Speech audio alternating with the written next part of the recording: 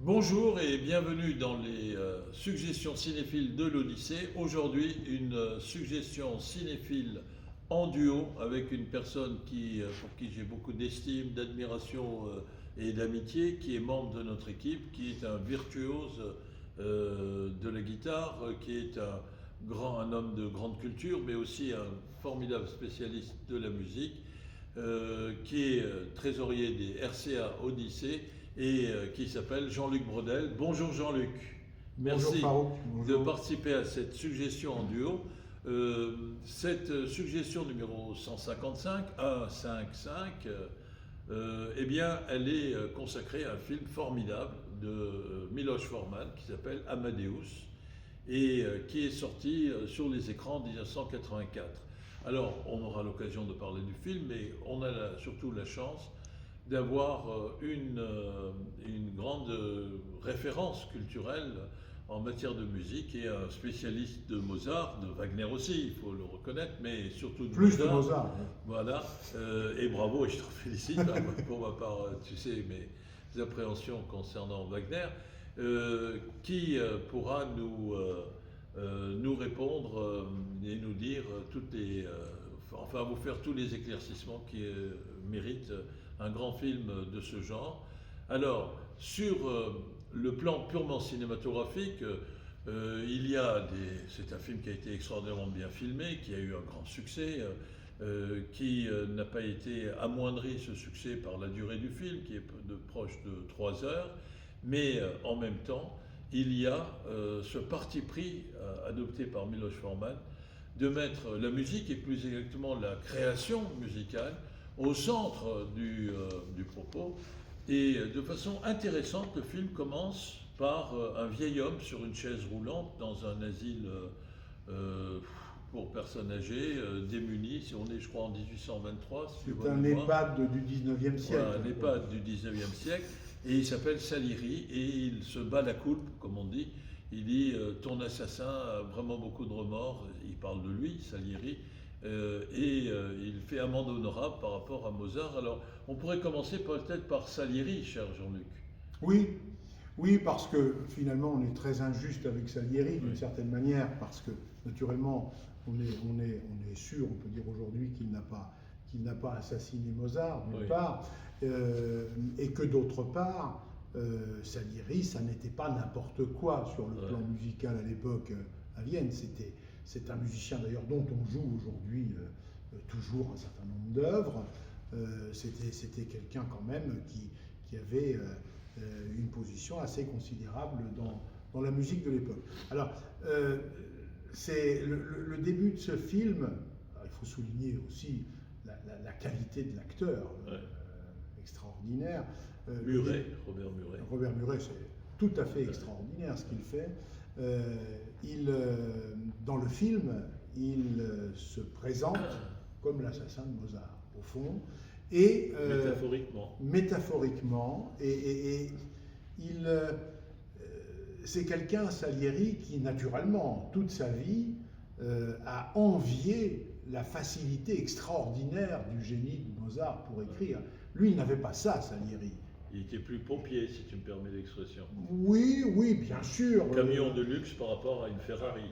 Rien à voir, Voilà. Rien à voir avec la musique de Mozart, mais il écrivait une belle musique, mais il n'avait pas cette espèce de spontanéité géniale, permanente de Mozart.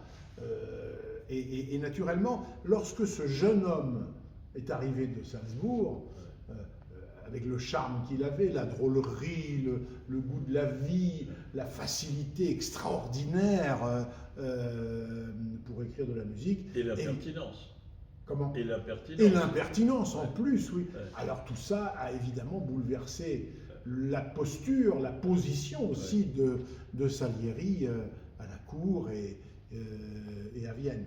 Donc on peut parfaitement comprendre que toute sa vie, alors d'abord jusqu'à la mort de Mozart, il a été extrêmement en concurrence permanente, qu'on le veuille ou non, et puis après, Mozart l'a suivi, poursuivi, j'allais dire, jusqu'au moment où effectivement on le voit dans son fauteuil, très vieil homme, dans cet asile de personnes âgées. Et de ce point de vue-là, c'est un peu la rivalité entre le talent et le génie. Ah oui, tout à fait, Voilà. c'est absolument ça. Ouais. C'est absolument ça. C'était un homme de talent, Salieri. C'était pas un génie.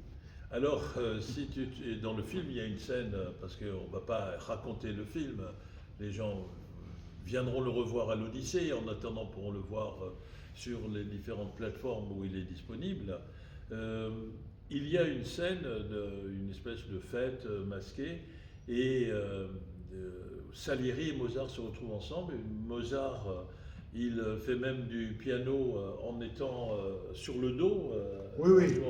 Et C'est un peu une bête de cirque. Voilà. Hein. On avait fait d'ailleurs de Mozart toute sa vie, dès qu'il était enfant, une sorte de bête de cirque. Et là, c'est un petit peu aussi un peu métaphorique, Oui. c'est un peu exagéré, mais Et on lui demande d'imiter Salieri. Oui. Et donc là, il est d'une cruauté, Mozart, incroyable. Oui, C'est vrai que oui. c'est très pompier, pas un pompe. alors, je ne sais pas si c'est historique, mais Mozart était tout à fait capable. Il avait beaucoup envie de faire rire les autres aussi.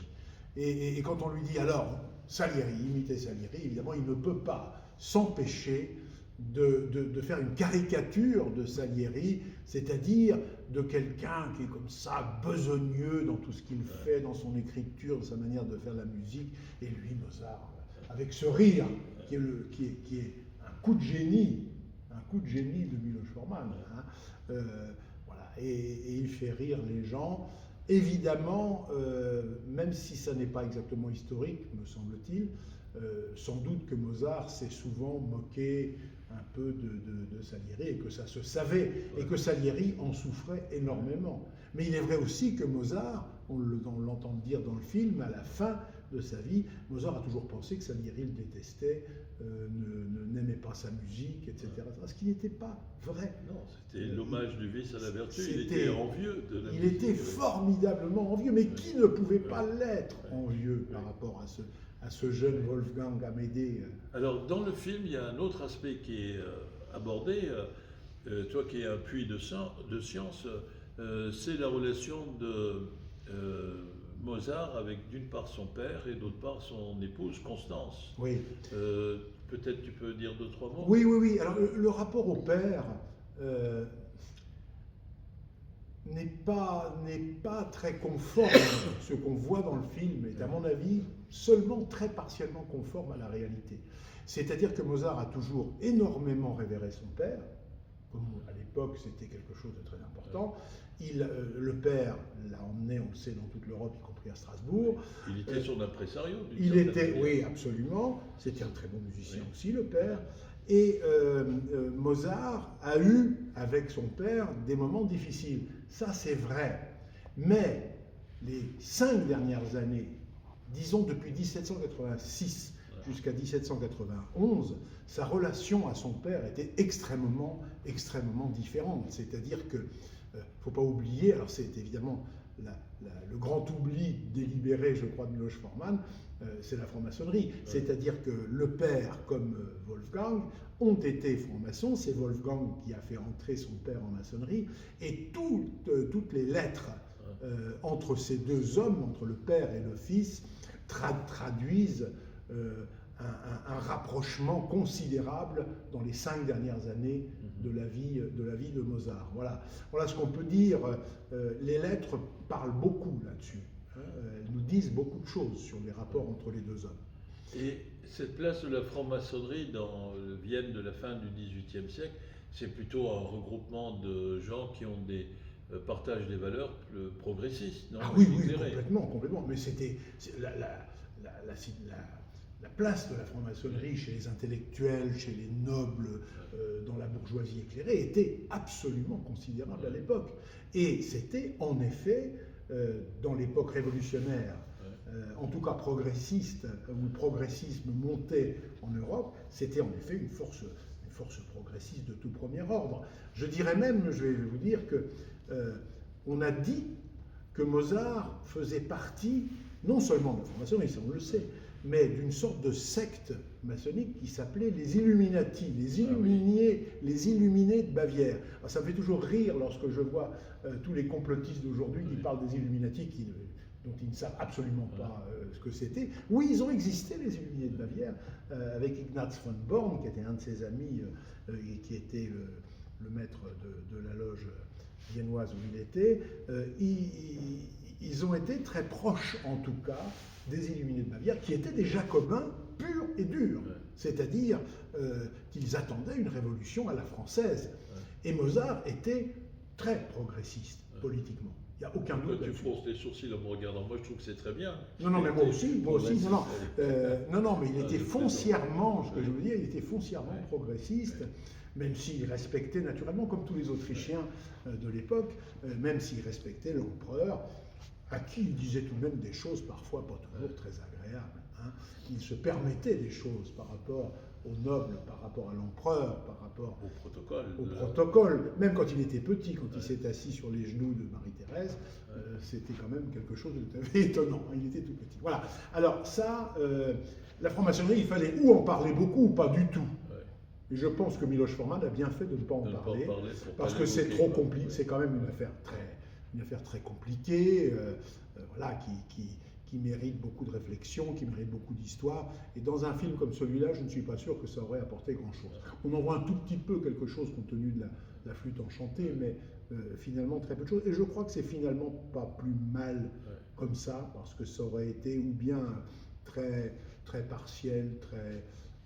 peu compétent. Oui, ça vaudrait un autre film. Ça vaudrait un tout autre film et d'une toute autre nature. Oui. Ceci étant, oui, ça a beaucoup marqué Mozart, c'est sûr. Alors Constance, je voulais dire. Constance. Alors Constance, Constance, elle est morte très, très âgée, hein, enfin relativement âgée. Et Constance est une femme que Mozart a vraiment aimée. Mais une femme qui a dépensé beaucoup d'argent, qui était assez superficielle tout de même. Elle aimait son Wolfgang, mais elle était quand même assez superficielle, et surtout, comme elle dépensait beaucoup d'argent, il lui fallait beaucoup d'argent. Et elle a très, très vite, à la fin de la vie de Mozart, où les choses étaient devenues très difficiles pour la famille, et après la mort de Mozart, elle s'est occupée d'art de promouvoir la musique de Mozart. Et c'est d'ailleurs pour ça qu'elle a tout fait pour que le Requiem, qui était inachevé, comme chacun sait, pour que ce Requiem soit terminé dans des conditions dont on pourrait aussi très longuement parler, mais qui est une œuvre malgré tout d'un génie absolu. Probablement le sommet de Mozart, d'après moi. C'est un des sommets, en tout cas. Inachevé, mais c'est peut-être encore plus c'est quand même fascinant, quoi. C'est quand même quelque chose, oui, c'est une œuvre tout à fait fascinante, et qui nous touche au plus profond de nous-mêmes. Alors Constance, oui. D'ailleurs, Constance, on parlait de la franc-maçonnerie. Lui était fidèle, parce que lui n'a pas été très fidèle. Il y a eu sûrement quelques... Mais on en sait, enfin, il n'y a pas de données, quoi. Non, il n'y a pas de données, mais c'est vrai qu'on le voit, par exemple, avec la troupe de Schikaneder, qui était aussi franc-maçon. Ce comédien, quand il prépare et qu'il travaille sur la flûte enchantée, ils ne font pas que travailler. Hein. On voit bien qu'ils boivent beaucoup. Mozart adorait le petit vin blanc viennois. Il chante, il s'amuse, il rit. Et avec les comédiennes, avec les chanteuses, il y avait une tradition à l'époque qui fait que on peut imaginer, oui, que Mozart, de temps en temps, prenait quelques libertés de ce point de vue-là. Constance aussi, peut-être, d'ailleurs. Hein. Mais non, ce qu'il faut savoir, c'est qu'on parlait de la maçonnerie.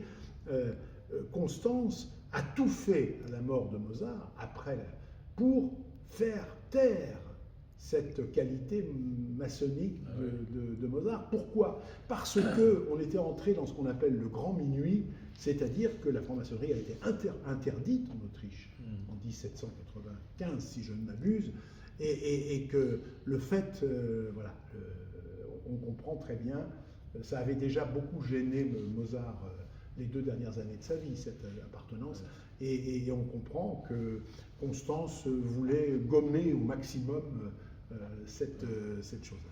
Mais elle est morte très âgée.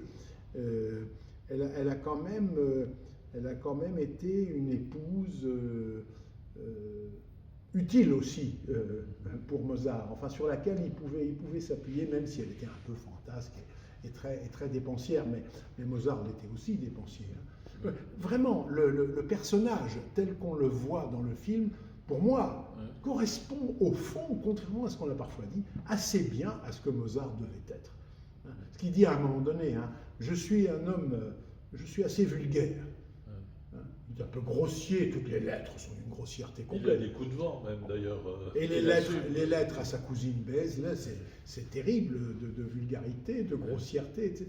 Mais il dit oui, je suis un peu vulgaire, je suis un homme du peuple, même ma musique ne l'est pas. C'est le moins qu'on puisse dire, on ne saurait mieux dire la musique ne l'était pas. Voilà. Donc voilà pour Constance. Voilà. Alors merci. Tu as dit avant que la franc-maçonnerie a été interdite sur décision impériale. Bien sûr. Alors, je voudrais que... Oui, parce qu'après Joseph II était favorable. Oui. Et donc c'est l'empereur après Joseph II. C'est l'empereur qui lui a succédé. Oui. Et donc, est-ce que... Parce qu'il y avait même pas... si Joseph II avait déjà commencé à limiter l'influence de Mais alors, quel était le rôle, et puis on a parlé d'économie, de dépenses, etc., mais à l'époque, il n'y avait pas un marché de la musique, donc c'était vraiment des commandes qui faisaient vivre les créateurs. Et peut-être que tu pourrais parler un peu, parce qu'il avait été...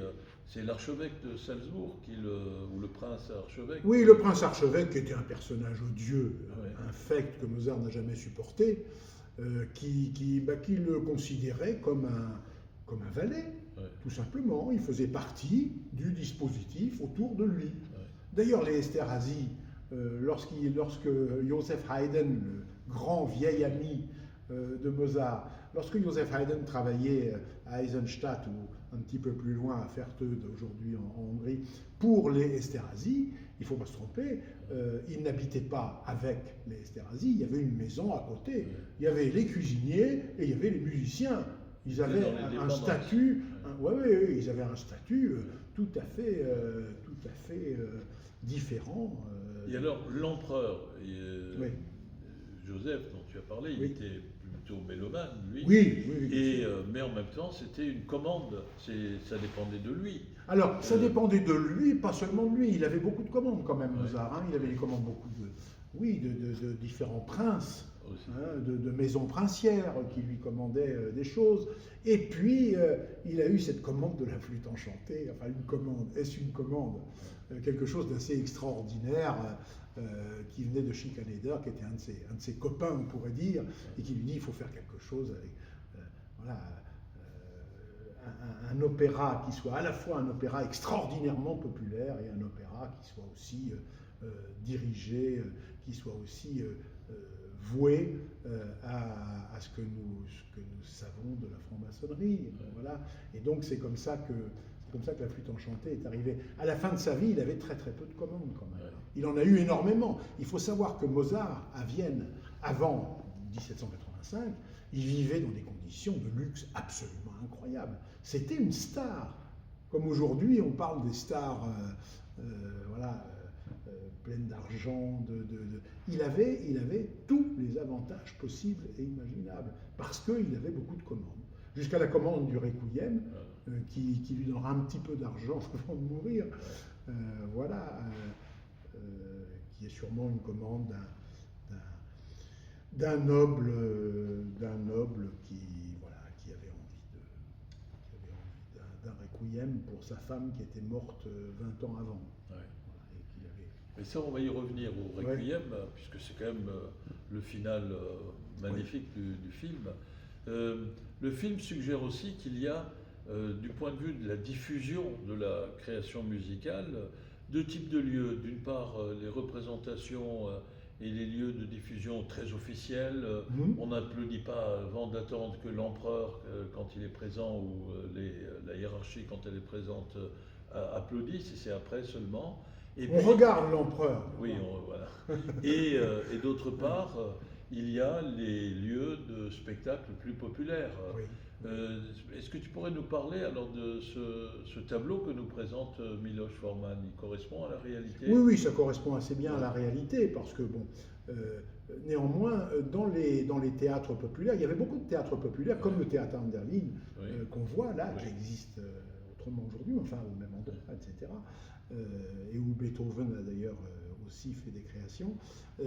Il y avait des publics pour des espèces d'opérettes ou de musicals, en fait. C'est ça que Schikaneder avait en tête avec la Zauberflöte, la flûte enchantée. C'était une espèce de musical de l'époque, si tu veux. Hein. Et alors bon, il y avait dans les quartiers populaires de Vienne, il y avait des théâtres comme ça, qui étaient effectivement... les gens attendaient quelque chose de drôle, aussi, hein, de très drôle, et on se permettait même de prendre la flûte enchantée, comme on le voit là, pour en faire une espèce de burlesque. Ils participent, ils chantent avec. Et Mozart adore ça parce que voilà, il est très très attaché aux gens simples en fait. Oui. Hein, et il aimait beaucoup ce type de choses. Et il se ressource même dans cette. Au fond, il y a une culture de cour. Ça lui fait un bien inouï. Populaire. Ça lui fait sans doute beaucoup de bien. C'est ça qui est bien, parce que dans cette culture populaire, c'est aussi des chefs-d'œuvre. Et ça, dans le film, tout ça est assez bien vu, je trouve. Alors ce qui manque, pas médiocre. Voilà. Ce qui manque, à mon avis, c'est la musique religieuse quand même. Alors on voit le requiem, mais il y a quand même beaucoup de commandes religieuses venant de l'Église. Donc il y a effectivement la cour, les concerts de cour, etc. Les théâtres très populaires dans les quartiers les plus populaires. Et puis il y avait aussi la religion qui avait besoin de musique. D'où toutes les messes qu'il a écrites, et à Haydn et d'autres. Voilà. Donc ça manque un petit peu peut-être, je trouve. Et alors, juste une question au passage, parce que moi mais je l'avais parcouru en diagonale. Il y a ce livre de Norbert Elias sur le génie de Mozart, enfin j'ai oublié le titre exact, ou Mozart, ça s'appelle tout simplement. Tu as eu l'occasion de le lire? Alors je l'ai lu, mais il y a longtemps, donc on ne va pas en parler. Je voudrais qu'on parle de deux choses encore. D'une part de ce final qui tourne autour du Requiem et que Miloš Forman interprète, ça c'est là aussi sa part d'artiste, créateur, comme étant finalement à l'approche de la fin de vie de Mozart, qui est mort quand même jeune, n'est-ce pas? Oui. Qui est montré comme un traumatisme, c'est-à-dire le commandeur, la figure du père. Est-ce que vraiment la commande, d'abord dans l'histoire, ce que l'on en sait, celui qui a commandé le Requiem, il est resté anonyme Non, on sait qui c'était. Donc ça c'est une invention de Forman. C'était d'ailleurs un frère maçon de Mozart. Alors il l'a fait d'une manière tellement discrète que c'est entré dans la légende. Cette discrétion est devenue un secret. Voilà. Et c'est pour ça qu'on a fini par croire que c'était un secret. Que c'était un secret et un côté très romantique. Le romantisme a beaucoup exagéré ça aussi. Hein. Voilà, c'était une commande un petit peu confidentielle. On a même cru qu'il voulait se faire passer pour l'auteur du Requiem, mais ça me paraît pas très plausible. Alors, le film suggère que le Requiem, ça a été une épreuve pour Mozart de le faire parce que ça a convoqué ou ça a réveillé toute une série de traumatismes ou d'appréhensions ou de peurs profondes chez lui. Oui. Est-ce que il a composé rapidement ou ça a été une épreuve un peu douloureuse pour Mozart? Il l'a composé comme toujours assez rapidement, mais quand même il n'a pas pu aller au bout. Hein, il a laissé beaucoup d'éléments qui ont permis à Süssmayr, à Salieri, à Hebel et à d'autres de terminer. Mais non, c'était douloureux tout simplement une raison très simple, c'est qu'il était en fort mauvaise santé depuis un an et que la mort était évidemment sans aucun doute très proche, toujours présente à lui-même dans cette période où tout était difficile pour lui. Voilà. Donc il était en santé extrêmement précaire. Déjà, lorsque la flûte enchantée a été créée, on le voit d'ailleurs, il est tombé gravement malade en fait. Hein. Il paraît qu'il avait d'ailleurs, juste les 2 ou 3 derniers jours, le soir, quand il savait le moment où la flûte enchantée était jouée, il disait à un moment donné, ah, là c'est la Reine de la Nuit qui chante en ce moment, ah, là c'est Sarastro qui, etc., etc. Voilà, oui, ça a été très douloureux pour lui, je crois. Je ne suis pas sûr qu'il était conscient qu'il allait mourir. Mais en tout cas, la mort était présente dans toute cette dernière phase de sa vie. Il est mort de quoi On ne sait pas trop, mais enfin, c'est une espèce de congestion pulmonaire aggravée, une infection qui, aujourd'hui, serait réglée en 2 semaines. Ouais. Hein, voilà, il est mort, il avait 35 ans. Et le film montre qu'il est mis dans une fosse commune. Alors oui, mais tout ça, c'est... Alors là aussi, le romantisme a beaucoup bougé là-dessus.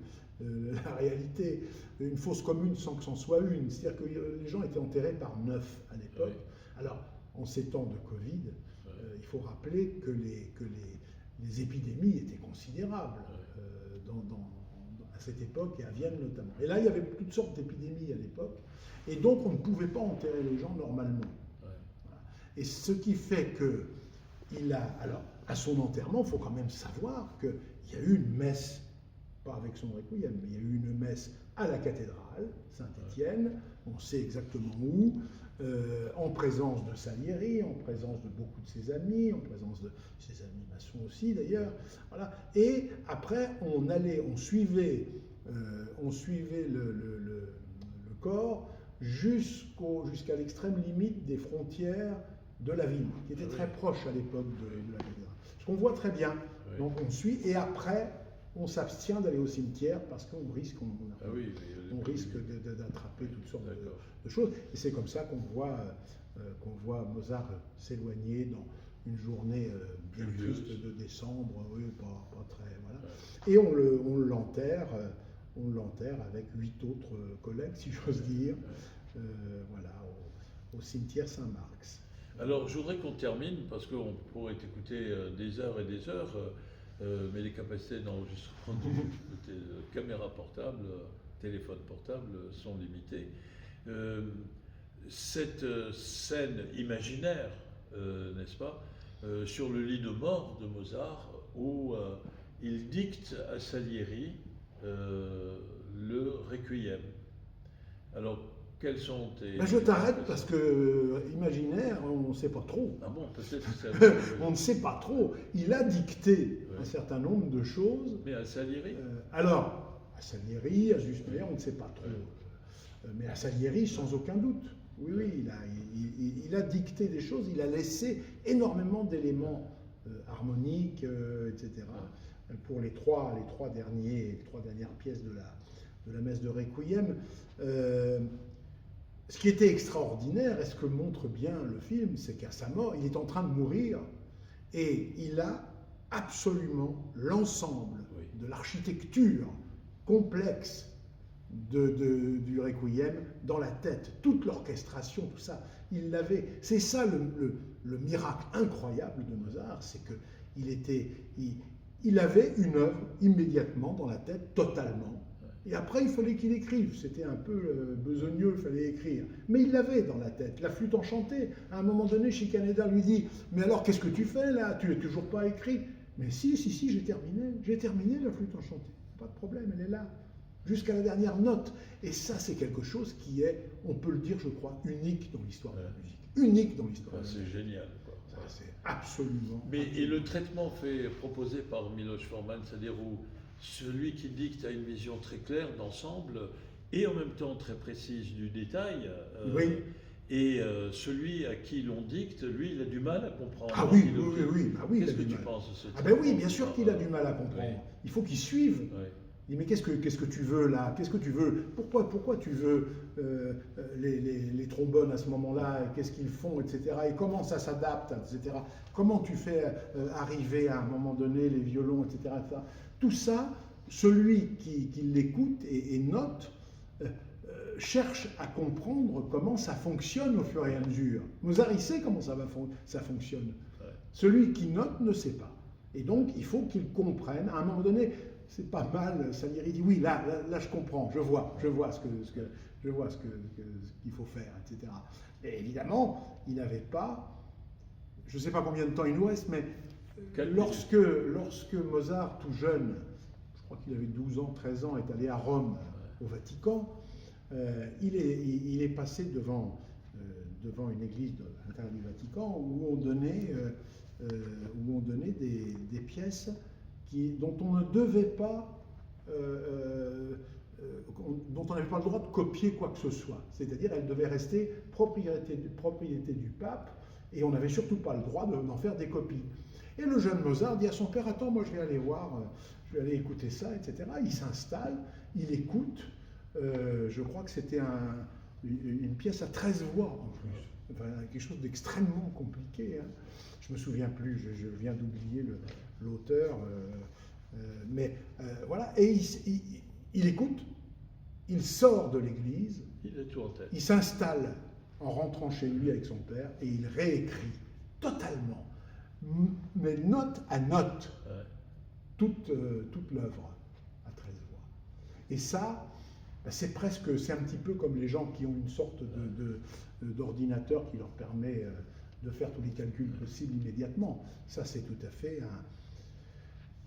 une caractéristique unique qui lui était donnée, je sais pas, par le Très-Haut, par Dieu, par le grand architecte de l'univers, par le hasard, par je ne sais qui. Le destin, le voilà, ciel, disons. Le ciel, mais c'était vraiment qu'il quelque soit chose... immanent ou transcendant. Voilà, et c'est pour ça que Mozart est aujourd'hui encore un des musiciens, je crois, qui touche le plus profondément le cœur et l'intellect à la fois.